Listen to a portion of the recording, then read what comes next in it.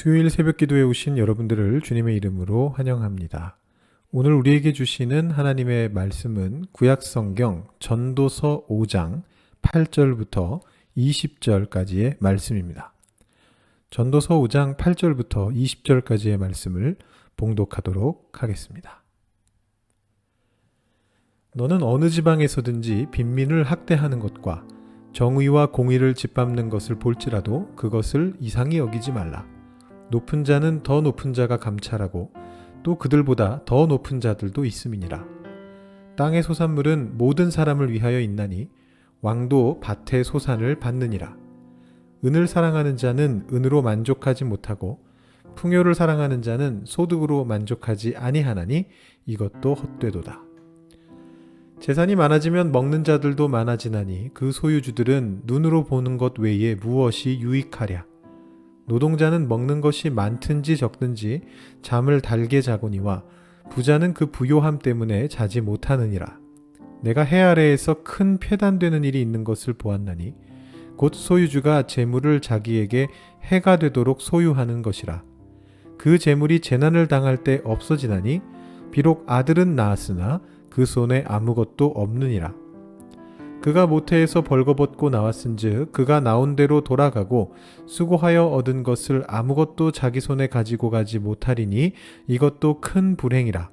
어떻게 왔든지 그대로 가리니 바람을 잡는 수고가 그에게 무엇이 유익하랴. 일평생을 어두운 데에서 먹으며 많은 근심과 질병과 분노가 그에게 있느니라. 사람이 하나님께서 그에게 주신 바 그 일평생에 먹고 마시며 해 아래에서 하는 모든 수고 중에서 낙을 보는 것이 선하고 아름다움을 내가 보았나니 그것이 그의 몫이로다. 또한 어떤 사람에게든지 하나님이 재물과 부요를 그에게 주사 능히 누리게 하시며 제 몫을 받아 수고함으로 즐거워하게 하신 것은 하나님의 선물이라. 그는 자기의 생명의 날을 깊이 생각하지 아니하리니 이는 하나님이 그의 마음에 기뻐하는 것으로 응답하심이니라. 아멘. 5장 앞부분에서 하나님과의 관계를 다룬 전도자는 다시 땅의 문제로 눈을 돌립니다. 아마도 요 앞에 하나님과의 관계를 다루었기 때문에 그 다음으로 이제 높은 사람들과 관련된 문제를 다루게 된 것 같습니다. 8절과 9절은 높은 사람들, 즉 나라를 다스리는 관리들과 왕에 대해서 이야기하고 이 10절 이하의 말씀은 돈이 많은 사람들, 부자들에 대해서 이야기를 합니다. 문제는 이 8절, 9절 말씀이 전도서 전체에서도 좀 가장 어려운 말씀 중에 하나라는 것입니다. 히브리어 원문 자체도 불명확하고 이것을 어떤 식으로 해석을 해낸다 해도 앞뒤의 문맥하고 잘 연결이 되지가 않습니다. 일단 그 전도자가 이미 그 빈민을 학대하고 정의와 공의를 짓밟는 것에 대해서 한번 반대한 바가 있거든요. 그렇기 때문에 8절에서 혹시 그런 상황을 보게 되더라도 이상히 여기지 말아라 라고 말하는 것은 일종의 반어법이나 풍자 같은 것으로 볼 수 있습니다. 그러니까 그런 것이 보일지라도 놀랄 필요 없다. 그런 부조리는 늘 있어 왔다 라고 말하고 있는 것이지 그것을 뭐 인정하고 내버려 두라 그런 뜻은 아닙니다. 그런데 이제 그 뒤에 말씀들 8절 하반절하고 9절 말씀이 상당히 모호하게 돼 있습니다. 8절 하반절에 보시면 높은 자는 더 높은 자가 감찰하고 또 그들보다 더 높은 자들도 있음이니라 이렇게 되어 있는데 이 말씀의 뉘앙스를 파악하는 것이 쉽지가 않습니다. 다만 이제 많은 학자들은 여기에서 어떤 구조적인 부분, 사회 구조에 대한 어떤 통찰을 발견합니다. 빈민이 학대당하고 정의가 짓밟히는 것은 한두 사람의 잘못으로 일어나는 것이 아니라는 것이죠. 빈민을 직접 학대하는 존재는 뭐 그 나라의 높은 자 이런 사람들이 아니라 그 빈민을 직접 상대하게 되는 바로 윗사람들입니다. 그런데 그 사람들 또한 자기보다 높은 다른 사람들에 의해서 학대를 당하고 있죠. 그 윗사람도 마찬가지입니다. 이런 사회 속에서는 누구 한 사람이 뭐 중간에 있는 어떤 한 사람이 도덕적으로 뛰어나다고 해서 이 학대의 고리를 끊어낼 수가 없습니다.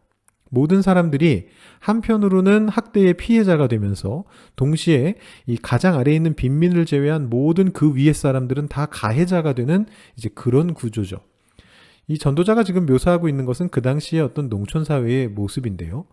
이 성경은 뭐라고 이야기하느냐 하면 땅은 하나님의 것이다 라고 이야기하면서 부자들이 땅을 함부로 늘려서 소유하는 것 때문에 농부들이 소작농으로 떨어지게 되고 마침내 빈민으로 전락하게 되는 것을 비판합니다. 그런데 이제 비판한다는 건 무슨 뜻이냐 하면, 최근에도 제가 몇 번 말씀드렸습니다만, 비판한다라는 것은 그 일이 잘 안 되고 있다, 그런 뜻입니다. 이 이스라엘의 부자들은 툭 하면 땅이 왜 하나님의 것이야 라고 말하면서 이 자기의 소유를 계속 늘려갔습니다. 그런데 이 고대 사회에서 땅의 생산력이라는 게 그렇게 높지 않았거든요. 그렇기 때문에 흉년이 들게 되면 사실상 뭐 왕을 비롯한 최상위 계층을 제외하면 나머지 모든 사람들은 굶주리게 됩니다. 그럴 때 이 최상위 계층이 하위 계층에게 곡식을 구워줄 테니까 그 대신 너희 땅의 소유권을 넘겨라 라고 말하면 거절할 수 없게 되는 거죠. 당장 먹고 살아야 되니까. 그런 것이 반복되다 보면 나중에는 그 근처의 모든 땅이 부자의 소유가 되고 나머지 농부들은 모두 다 자기 땅을 직접 경작하는 자가농이 아니라 남의 땅을 경작하고 나서 세를 내는 소작농으로 이제 전락하게 되는 것입니다. 근데 이런 일들이 비일비재하게 일어났다는 것이 성경에도 곳곳에 기록이 되어 있습니다. 느헤미야 5장 1절부터 5절에 이런 현상이 아주 상세하게 기록되어 있는데요. 제가 한번 읽어보겠습니다. 그때에 백성들이 그들의 아내와 함께 크게 부르짖어 그들의 형제인 유다 사람들을 원망하는데 어떤 사람은 말하기를 우리와 우리 자녀가 많으니 양식을 얻어먹고 살아야 하겠다 하고, 어떤 사람은 말하기를 우리가 밭과 포도원과 집이라도 저당 잡히고 이 흉년에 곡식을 얻자 하고, 어떤 사람은 말하기를 우리는 밭과 포도원으로 돈을 빚내서 왕에게 세금을 바쳤도다. 우리 육체도 우리 형제 육체와 같고 우리 자녀도 그들의 자녀와 같거늘 이제 우리 자녀를 종으로 파는도다. 우리 딸 중에 벌써 종된 자가 있고 우리의 밭과 포도원이 이미 남의 것이 되었으나 우리에게는 아무런 힘이 없도다 하더라. 느헤미야 시대에 있었던 일인데요. 근데 이런 정황이 느헤미야보다 한참 전인 아모스서에도 기록되어 있습니다. 이렇게 구체적으로 나와 있진 않지만 학자들이 그 맥락을 읽어보면 이런 일들이 아모스 시대에도 있었구나라는 것을 발견하게 됩니다. 이게 성경시대 내내 이런 현상들이 이어져 왔던 겁니다. 그래서 이 전도자는 빈민을 학대하는 것에 대해서 경고하면서도 안 좋은 일이다라고 얘기하면서도 이렇다 할 해결책을 제시하지 못하고 그냥 한탄만 하고 있는 거죠. 그 마지막 꼭지점인 왕인데, 이 높은 사람들의 제일 위에 있는 존재가 왕인데 그 왕에 이르기까지 그런 부패의 고리, 어떤 기득권의 카르텔이 다 연결돼 있기 때문에 이 땅의 소산물이 모든 필요한 이에게 주어지지 못하는 현실을 한탄하고 있다라고 그렇게 해석하는 것이 이 해석이 좀 어려운 구절에 대한 그나마 이해가 되는 어떤 해설인 것 같습니다. 이 8, 9절의 내용을 좀 더 정확하게 이해하기 위해서 어떤 헬라 시대의 특정한 토지 제도와 연결해서 전혀 다르게 해석하는 그런 해설이 있긴 한데요. 근데 전체적인 전도서의 맥락을 통해서 볼 때는 적절한 해석은 아닌 것 같아서 제가 자세히 소개해드리지는 않겠습니다. 이렇게 해서 이제 8, 9절을 정리해 보면 이 백성들을 학대하는 높은 자들의 잘못이 지적되고 있는 장면인데요. 그 안에서도 특별히 높은 자들과 낮은 자들이 맺게 되는 어떤 관계에 대한 것, 더 나아가면 사회 구조에 대한 어떤 지적이 있다라고 그렇게 볼 수가 있습니다. 그 다음에 이제 그 후에 10절부터 17절까지 이어지는 내용은 그러한 높은 자들이 재물을 불리는 모습에 대한 비판입니다. 이 비판 속에서도 이 전도자가 4장에서부터 이어지는 이 관계와 관련된 문제들을 좀 다루고 있습니다. 이렇게 얘기하죠. 재산을 불리는 것이 무의미한 까닭은 10절, 12절, 특히 11절을 보시면 재산이 많아질수록 책임져야 되는 가솔의 수도 늘어나기 때문이라는 것입니다.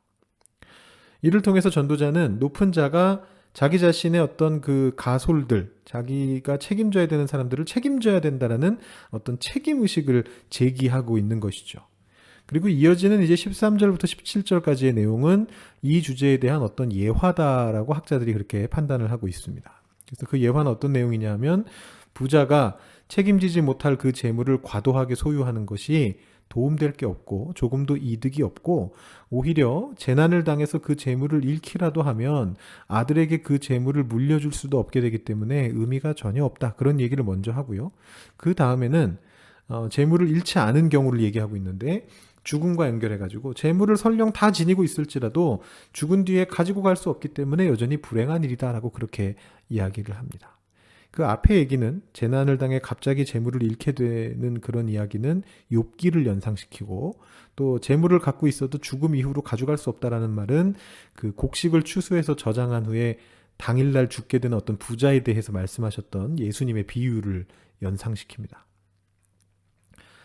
그래서 이 주제가 뭐 이렇게 완전히 통하진 않지만 어떤 느슨한 연결고리를 통해서 이 전도자가 이 5장에서 이야기하는 것은 높은 자리에 있는 사람들, 또 재산이 많은 사람들, 기득권층이 다른 사람들과 어떻게 관계를 맺어가야 되고 어떤 삶의 태도를 가지고 살아가야 하는가를 이제 이야기하고 있는 것이죠. 그리고 그 결론으로 이미 2장과 3장에서 몇 번 이야기했던 그 결론을 다시 제시하고 있습니다.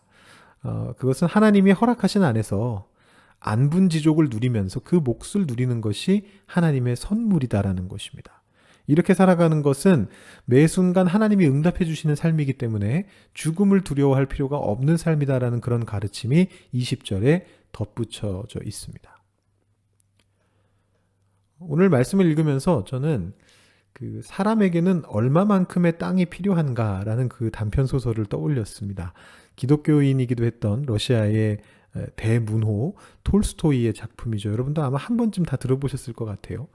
이 주인공 농부가 이제 땅만 충분하면 악마도 두렵지 않다고 큰 소리 치는 걸 듣고 나서 이 악마가 땅을 많이 줘서 그를 타락시킬 계획을 세우죠. 여러 일들이 있었는데 마지막에는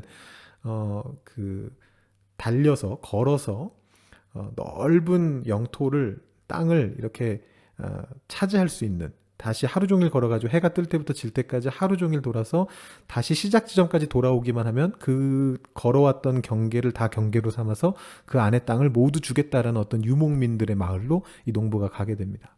근데 이제 시작을 했는데 적당한 시점에 중간에 한번 방향을 꺾어줘야, 한 번이 아니고 여러 번이죠. 이게 뭐 네모난 모양으로 땅을 만들려면 3번을 꺾어줘야 되는데 적당한 시점에 꺾어줘야 시간 내로 들어올 수 있다는 걸 자기도 잘 알고 있습니다. 그래서 여기 정도 되면 이제 꺾어야지라고 생각을 하는데 그럴 때마다 자기 눈앞에 포기하기 힘든 기름진 땅이 보이는 거죠. 그래서 그렇게 몇 번을 타이밍을 놓치게 되니까 이제 제때 들어가기 힘든 그런 상황이 됐습니다. 그래서 농부는 이제 땅의 크기까지도 포기하면서 막 가로질러 가지고 어떻게든 시작 지점까지 들어가려고 막 달려가기 시작합니다. 젖먹던 힘까지 다해서 달려서 간신히 시작 지점에 도착하게 되는데 그 순간 거기에 쓰러져서 죽게 되죠. 그 유목민 마을의 촌장은 농부가 죽은 것도 모르고 엄청난 땅을 차지하게 되었다고 막 축하해주는 그런 장면이 나옵니다. 약간 블랙 코미디 같은 장면인데요. 그리고 그 옆에서 농부의 하인은 자신의 주인, 죽은 주인을 묻을 땅을 파기 시작합니다. 그 무덤의 크기는 2m 크기였다라는 말로 작품이 끝이 나죠. 우리의 능력을 벗어나는 것을 욕심내지 않고 하나님이 허락하신 안에서 자족하는 삶이 진정한 축복의 삶이다라고 오늘 전도자는 이야기합니다.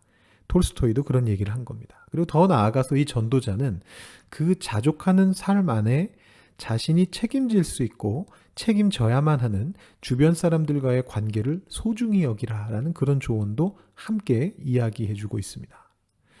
이 전도자의 조언을 생각하시면서 오늘 기도하실 때 우리의 재물의 문제와 우리의 이웃과의 관계의 문제를 함께 생각해 보기를 원합니다.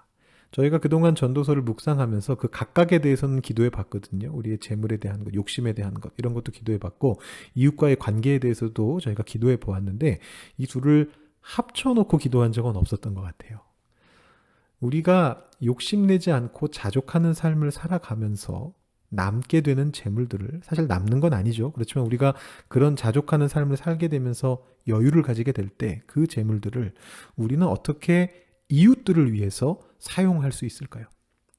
어떻게 우리는 우리 가정과 일터와 교회와 지역의 그 주변 사람들을 기쁨으로 섬기면서 그 안에서 낙을 누리면서 살아갈 수 있을까요? 하나님께서 우리에게 그런 마음을 주시기를 소망하면서 이 크리스마스가 다가오고 있는 이 시기에 우리의 이웃들을 돌아보아야 할 이 시기에 섬김을 다짐하면서 헌신을 다짐하면서 기도하실 수 있는 그런 시간이 되시기를 바랍니다. 제가 기도하고요. 여러분들도 개인 기도하시면 되겠습니다. 기도하겠습니다. 하나님 아버지 감사합니다. 오늘 전도서의 말씀을 보면서 책임을 지는 자리로 간다는 것이 무엇을 의미하는지, 단순히 우리의 욕심을 가지고 재물을 긁어 모으고 높은 자리로 올라가는 것이 아니라 내 주변에 있는 사람들을 챙기면서 그들을 책임져 가면서 우리가 가지는 것들을 가지고 하나님께서 허락해 주시는 것들을 가지고 자족하는 삶, 낙을 누리는 삶을 살아야 된다는 것을 다시 한번 확인했습니다. 하나님, 이제 12월 달 크리스마스가 다가오는 이 시점에 우리가 다시 한번 우리 이웃들을 생각해 봅니다. 우리가 어떻게 하면 우리의 재물에 대해서 욕심을 내지 않고 그 안에서 자족하는 삶을 살아가면서 우리의 재물들을 우리의 이웃들을 위해서 사용할 수 있을지 생각해 봅니다. 우리가 있는 장소들, 가정과 일터와 또 우리 교회와 또 우리 주변 지역에 있는 모든 사람들에 대해서 어떻게 하면 우리가 그들을 기쁨으로 섬길 수 있을지 생각해 봅니다. 하나님, 우리에게 귀한 마음을 허락해 주셔서 이 전도자의 조언을 들으면서 우리가 정말 그런 마음을 품고 우리의 이웃들을 향해 나아갈 수 있는 우리 한 사람 한 사람 되게 하여 주시옵소서. 하나님께서 우리에게 그런 마음을 주셔야 그것이 가능한 것을 주님 앞에 고백합니다. 섬김과 헌신의 자세로 이웃들에게 나아갈 수 있도록 주님 우리와 함께 하여 주시고 우리 주변에 있는 이웃들의 삶 속에도 주님 함께 임하여 주시옵소서. 감사드리며 예수님의 이름으로 기도드립니다. 아멘. 오늘도 주님 안에서 승리하시는 삶을 사실 수 있기를 바라고요. 개인 기도하시고 마치시기 바랍니다.